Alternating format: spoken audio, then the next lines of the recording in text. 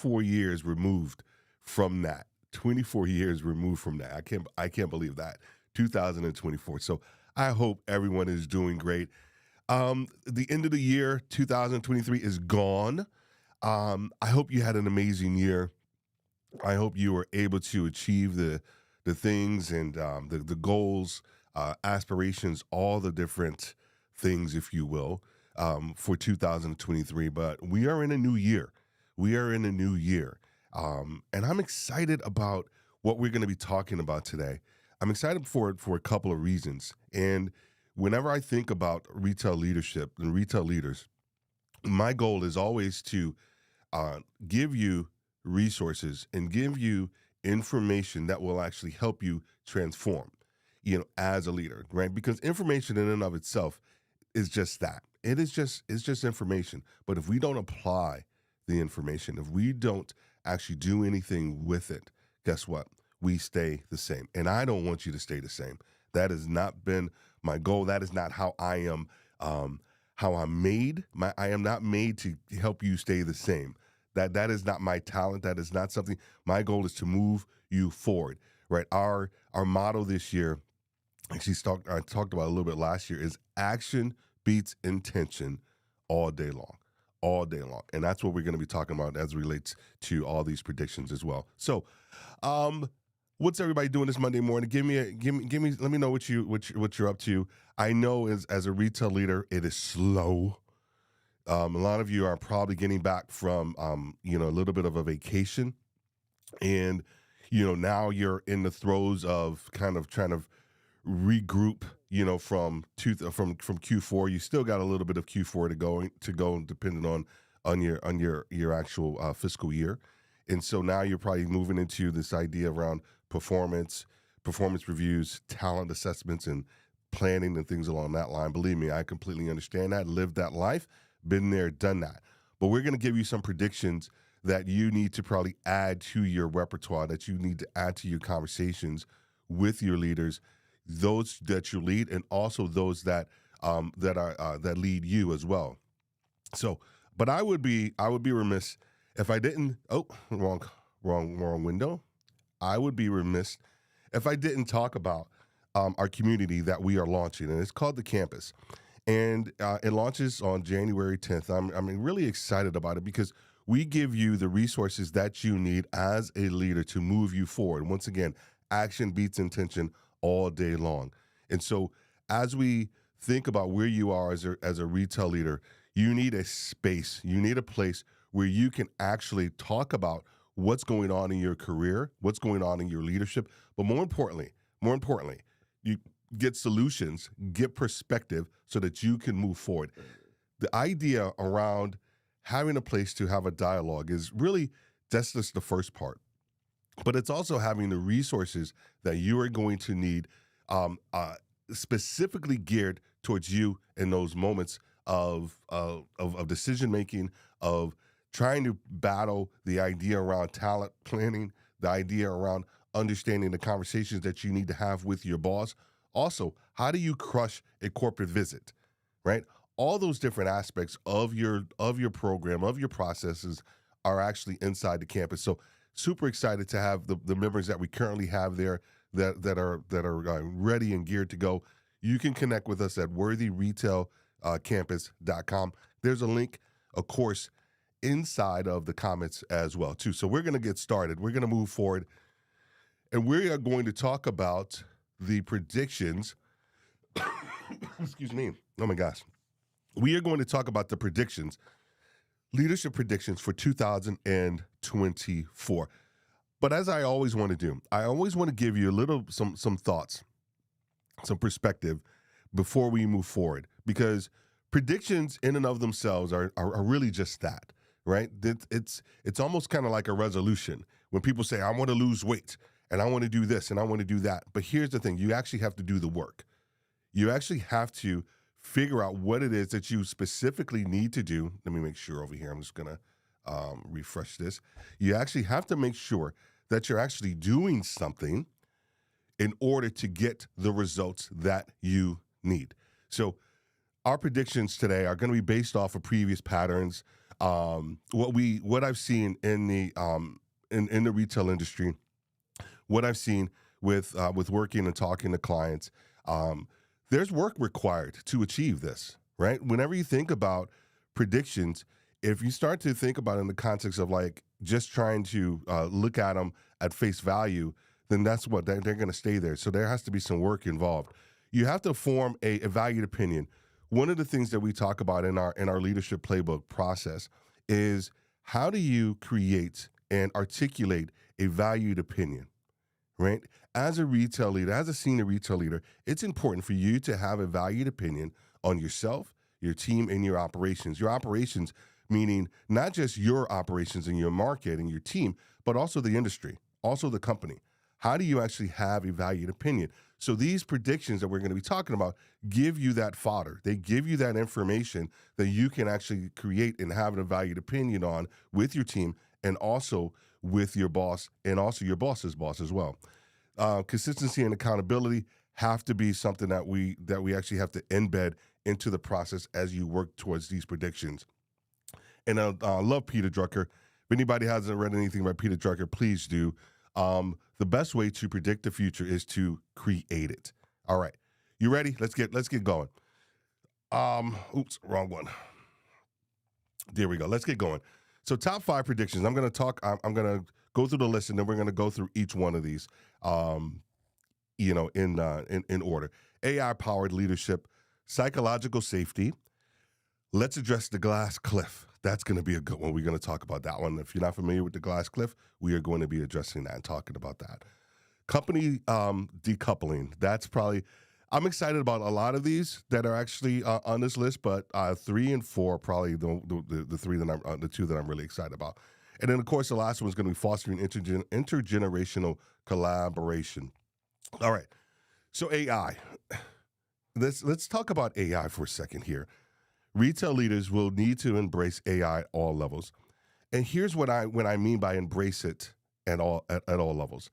Anytime you go into any conference that you go into, if you have any subscriptions to any retail newsletters, you are going to get bombarded, if you will, with AI automation, AI data, data analytics, machine learning, generative AI. Completely understand why we are actually in this wave of speaking about AI. I use AI all the time. You use AI all the time. But what does that mean for you as a senior retail leader? How do you take this conversation around AI, generative AI, and also your leadership intuition in order for you to make decisions for your business and for your market? Because there's one thing, it's one thing to know about that something exists. It's one thing to know how something is going to impact your business and your team. It's another thing for you to actually take the information and do something with it to create, once again, an informed opinion, an informed perspective on AI. And what does it actually mean for you, right? So those of us for myself, who have been an early adopter of AI, my ability to have a conversation around it is as such that I feel extremely comfortable with it. So my goal for you is for you to feel comfortable with it. You have to upscale your AI literacy. A couple of months ago, I did a 3-part series on data literacy. It was probably one of the one of our best received Win Your Week series, and we spoke about the ability for you to actually take the data that's in front of you and then make an informed decision. And how do you do that? So if you want to go back and take a look at that series, make sure you go ahead and do that. It's definitely going to be on my profile. But the other thing that we are going to be doing with that data literacy and also the generative AI is that we are going to be creating what we call in our community, the campus, learning labs.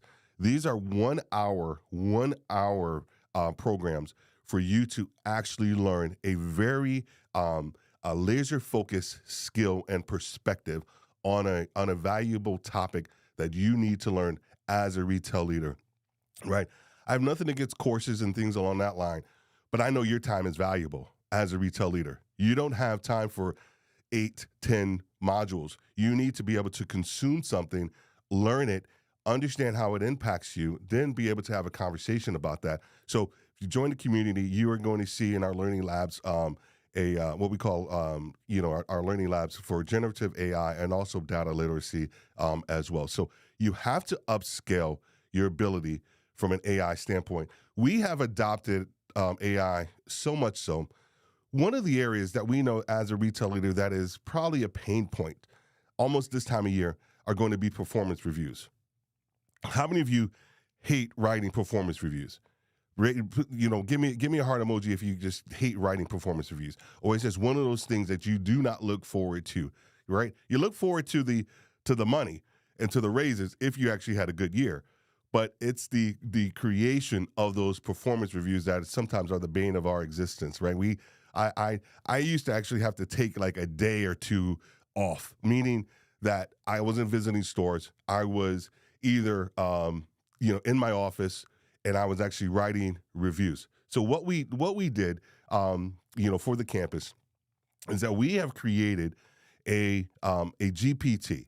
So those who are familiar with ChatGPT is a generative AI process and solution that allows you to generate rich data around a certain topic or a certain situation or whatever it is that you actually want to get from that. So we have sort of taken some of the workload out of it for you. And we have created a retail leader review builder, and we provide you with sort of a step-by-step process of information that you need to input, and then you actually put it into our Chat GPT, and it actually will generate a performance review for yourself, but also for your team. Now, is it going to be perfect? Is it going to be something that you can just cut and paste? Some people probably will, but my goal is to give you a very robust starting point as it relates to your performance review. This is what I'm talking about when I spoke about your ability to actually adapt and learn around AI. This actually gives you an opportunity to learn on the fly, to give you some really good information. One, it also helps provide a solution for you for your performance reviews. So go in and connect with us in the community, worthyretailcampus.com. This is actually going to be up in our community later on this week, and also provides you some information on how to actually generate your own performance review as well. All right. So number two, major focus on psychological safety. My good friend Ron Thurston just last week did a great live on theft in retail. It is probably one of the most talked about topics in 2023. Wrote an article, myself about it. And when we start to think about this year as a retail leader, we have to think about psychological safety for our teams, right? So it's company culture that team members feel secure and encouraged to express their thoughts, ideas, concerns without fear of reprisal or ridicule. We have to provide a safe space, companies, leaders. We have to provide a place where people feel safe mentally going into work, right? We know assets protection and they're going to do their job as it relates to that. I'm not just talking about assets protection. I'm talking about the ability for you to have an adult conversation with your team without you as a leader getting bent out of shape because your team is expressing something that they are disagreeing with you on, and they have a valid perspective. The psychological safety of understanding where it is that they need to go, where it is that they want to go. How can you actually help them move forward within their career? When we start to think about the number of jobs that are being lost in retail, the number of leaders that are making a move, whether it's up, on, or out of the organization, we have to understand the psychological safety. I know it's such a soft topic, right? Because we can't put a KPI to this. We could probably put turnover as a KPI to this, but how do we actually measure psychological safety?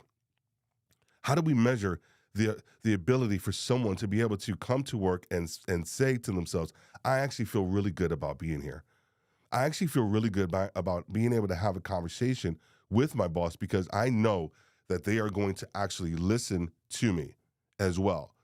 So I just want to make sure I say hello to some people who are actually here in the audience as well. Jamie, I see you as well. Aubrey, thank you. Jackie, Robert, awesome. Thank you so much for being here. Audra, Sherry Jones is in the building, of course, as well. And so when we start to think about psychological safety, how are you going to implement this into your conversations? How are you going to be able to have a dialogue with your team around psychological safety? Listen to me, you don't have to go into your meetings and actually have it on the agenda, psychological safety. I'm not talking about that. I'm talking about just to be able to have the ability to have a conversation with your team. Where are you? Where do you stand? How was your year? What do you truly want to do this year? And I don't mean this in a very haphazard way, and I don't mean it in a way that, where how many of us have had that boss where it's the obligatory. So tell me how was your year? What do you want to do this year? We're not talking about that. The industry has enough of that. The industry has enough of that. When we start to think about psychological safety, we have to think about it in the context of making sure that we are having a very authentic and a conversation where our level of approachability, we'll talk about that here in a second, is as such that people feel safe having a conversation with us. They feel safe going into work. We already know the results that a the merits, if you will, of psychological safety, openness, learning, and engagement, right? And the outcomes, of course, are going to be performance and reduced turnover. Those are some of the things that we can always kind of attribute to that perspective around psychological safety. Let me know if any of this is tracking with you. Let me know if you have another idea, perspective, or prediction that I may be missing, right, as well, too. But I think psychological safety is definitely going to be one of the ones that you're going to hear more and more about. You're going to definitely hear more about from us over here at Worthy Retail as well. Let's move on to number 3. Okay, so this one right here, addressing the glass cliff. Women are appointed to leadership positions during periods of company turmoil or downturn, where the risk of failure is higher. Women are held to a higher standard than men and face more scrutiny and criticism than their male counterparts. This is a very sensitive topic, but it shouldn't be. This is one of those topics that a lot of people will want to stay away from in retail. This is one of those topics that a lot of people will probably say you're making too big of a deal about. And this is one of those topics where they'll say, Steve, Worthy Retail, why are you even talking about this? You are a black male, and in retail, what does this have to do with you? Let me tell you, I can go on and on about what this has to do with me, but that's a whole nother story, and we're not gonna talk about this in that context. The prediction that I am talking about is that we have to address this. There's a great article by Forbes magazine. It's actually in the comments as well. If you want to go and take a read, not if you want to. I highly suggest you go ahead and take a read on that article. And it talks about the level of CEOs that we lost last year. But then it goes in and breaks down more along the lines of retail leaders and CEOs. And I know you're like, well, Steve, you're talking about CEOs. As it goes with the CEO, whether it's a person of color or a woman, we have to think about it in the context of those that are actually going down the line. Those who are actually being able to see themselves. I'll give you a great example. So I took early in my career, I took a little bit of a hiatus from retail, and I worked for a project management company, and I did business development with them for quite a period of time. And the reason I did that was because the CEO of the company. This is actually when I lived in Atlanta the first time. The CEO of the company was a African American guy. Was a black guy, Frank Payne. And can I be very honest with you? One of the main reasons why I went to work for him was because I actually had the opportunity to work for a black CEO of a major company, of a major company. And so that's the only time in my career that I've actually had that opportunity to work for someone who looked like me. And so when we start to think about the glass cliff, it has repercussions that you cannot see. It has repercussions because women and minority groups do not see themselves at a higher level. They will see themselves capped at a certain perspective, or if you have to think about it from a glass cliff standpoint, they will see themselves placed in these positions where they, a lot of times, are set up to either fail or to actually not be able to move forward. And not be able to move forward.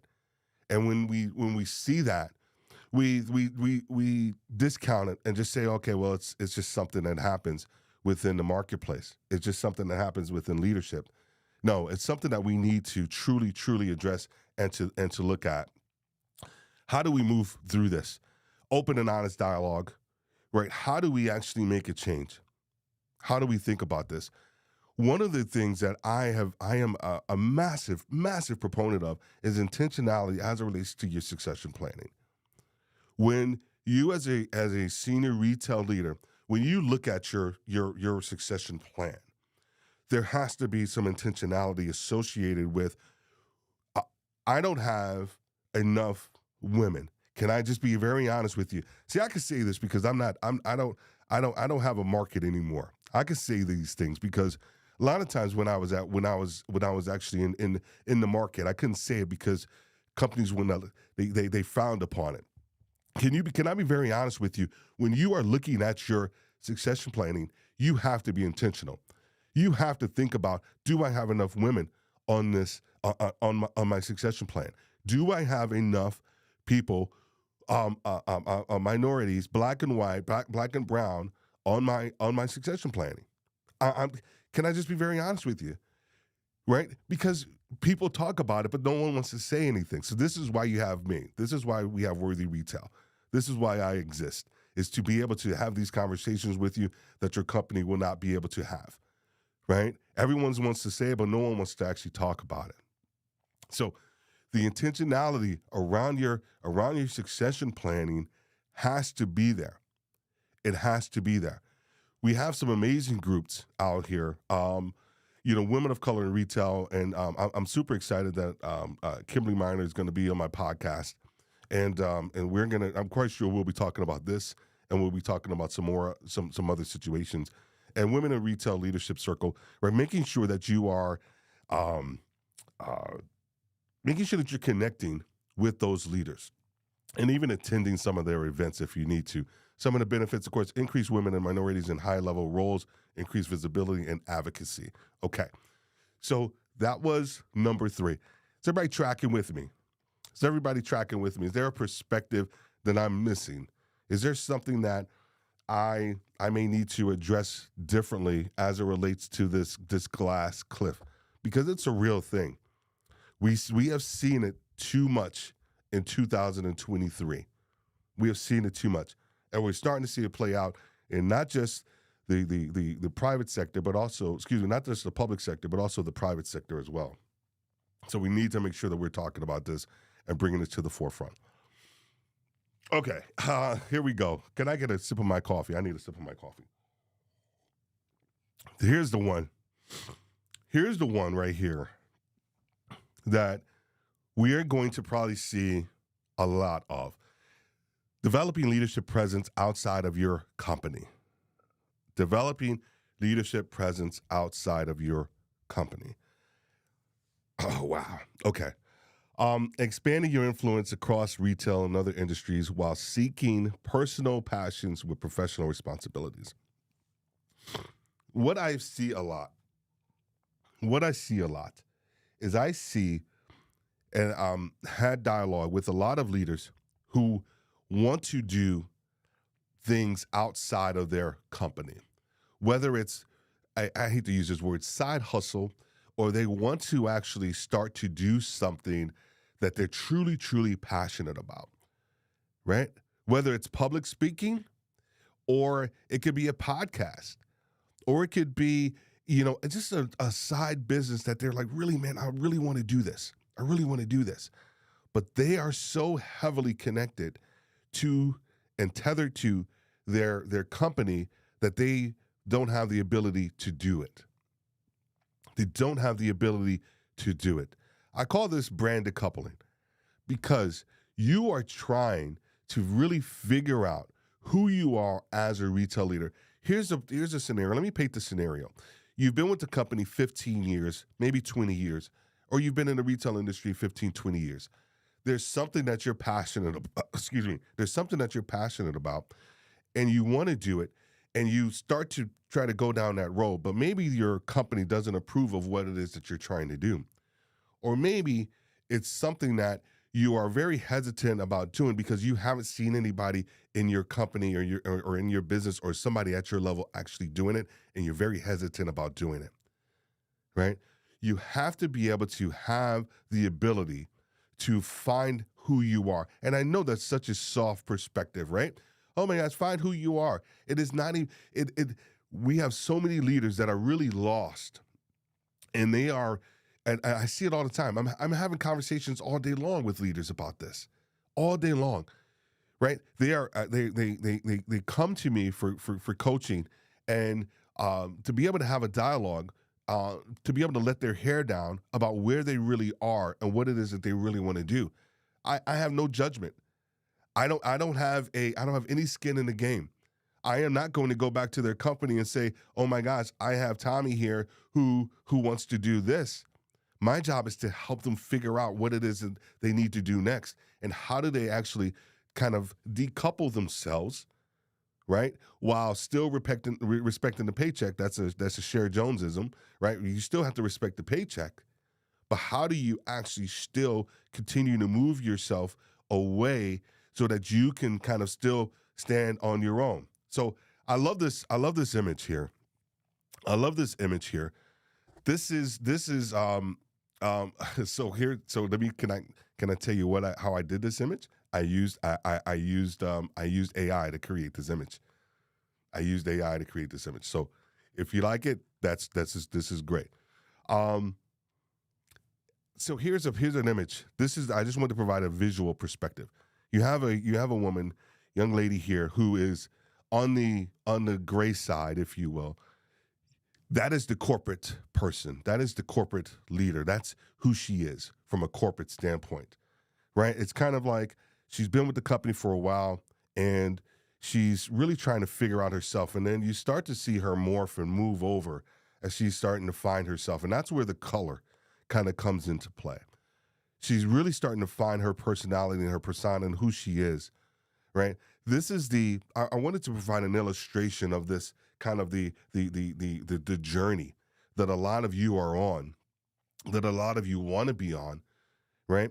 And when we start to think about a prediction as it relates to 2024, we are going to see more and more people, more and more leaders, senior leaders, right? We just talked about the glass cliff, right? And we just talked about generative AI, right? We're going to see more and more people who are going to be making this shift from really kind of decoupling themselves from their corporate perspective. But here's the thing I know about it. I can understand. I understand. A lot of you have built your reputation and your cachet on the company. Let's say you work for Apple. A lot of times you are going to conferences and you're speaking on behalf of Apple. And there are certain things that you can say that you can't say. But then there are those things that you really want to say and you can't say it. I understand it. I completely understand it. How do we reconcile this perspective of moving away from being tethered to our corporate persona to understanding who we really are and want to be, and being able to speak who we are out there in the ethos so that people have a better understanding of what that looks like. We have to be able to do that. And so this is just some perspective of what we need, of how you're actually able to do that. Expand your leadership influence, align passions with professions, executive coaching. You need someone to help you remove some of the barriers that have blinded you, right? You have your problems are stale. Your problems are at a certain level where they are your problems and they will continue to be your problems, but you actually have to get a different perspective, a new perspective on some of your stale problems. And that's what coaching does as well, for you. So we can move forward on that one. All right, let's move into this last one. Let's move into the last one. And this one right here, when we start to think about,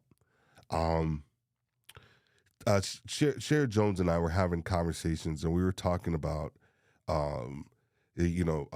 DEI and diversity, equity, and inclusion and things, and that whole perspective. One of the things that we agreed upon and we really realized, and I think the conversation that needs to really take place, is around the number of generations that we currently have within retail. Right, we typically have around 5 different generations within retail. How do we work collaboratively with all of those generations? How do we get information that is actually going to help you as a leader continue to move forward as a company? What are those conversations and what does that dialogue look like for you to be able to tap into, that 5th generation and their knowledge pool while still addressing that younger generation, right? And their tech savviness, if you will. Because what I've seen in 2023 is almost a separation of church and state, if you will. It's always, how do we lead Gen Xers, or Gen Zers, right? Or millennials. How do we lead millennials? And I get it. And I completely understand it, right? Because their perspective and how they see things and the things that they want to do and want out of life may be different from a Gen Xer, right?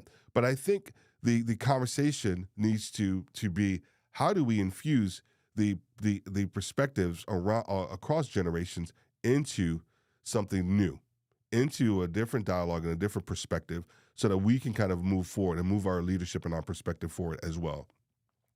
So fostering intergenerational collaborations, we have to embrace approachability. As a leader, how are you embracing approachability? How are you actually thinking about your ability to connect with your team? Our framework, of course, around approachability has to deal with our SMILE framework, which is self-awareness, mindful listening, inspires trust, lead by example, and effective empathy. This is the way that you can actually gain knowledge and wisdom and connectivity with your team, with your level of approachability, not just with with where you are as a leader, but also with where your team is, your ability to connect with your team. One of the areas that I do want to quickly address, and then we're gonna move on, is going to be around mindful listening. Where do you stand with your team?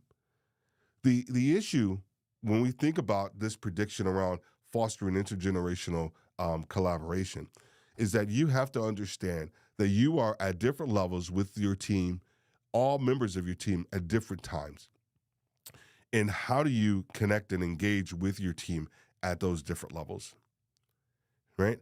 And if you don't have the ability to be as adaptive as you necessarily need to, we need to make sure that we help you with those skills.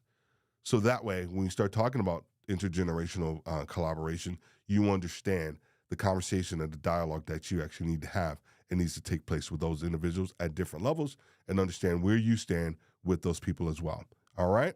So those have been my 5 predictions for 2024. AI powered leadership, psychological safety. We're going to address the glass cliff, company decoupling, and also fostering intergenerational collaborations.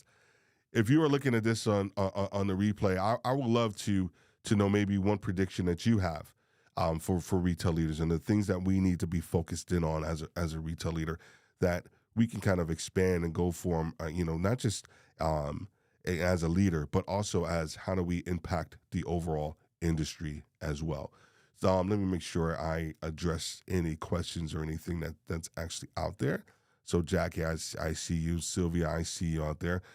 Sylvia says the greatest mistake leaders make, um, they don't know what they want to achieve, right? With their role, right? When they have clarity, 100%, if they do amazing things, 100%.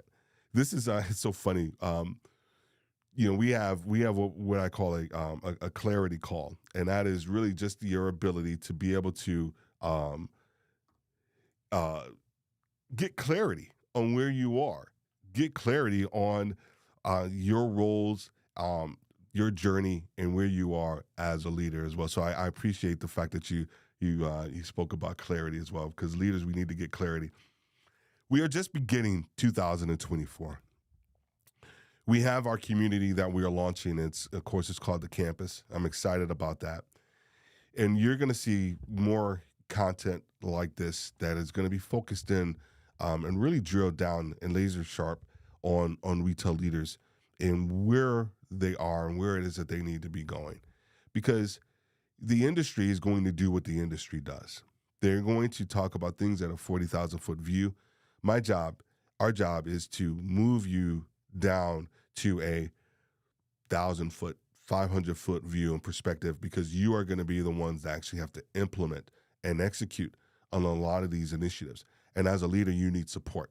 And as a leader, you need perspective, right? And so we are here to help you get that. So make sure that you connect with us, connect with me over at worthyretail.com. Sign up for a clarity call. Connect with me over here on LinkedIn. Shoot me a DM. I answer all of my DMs, and I connect with people all the time and provide some perspective, as well, where they are on their leadership journey as well. So those were the predictions for 2024. Love to get your perspective and some of your thoughts as well. Have a great Monday. I will see you next Monday as well. Not particularly sure what we're going to talk about, but I'm quite sure I got content for days. So it's going to be something very relevant to who you are and where you are as a retail leader. So thanks again for joining me. I really appreciate you. Have a great day, and God bless.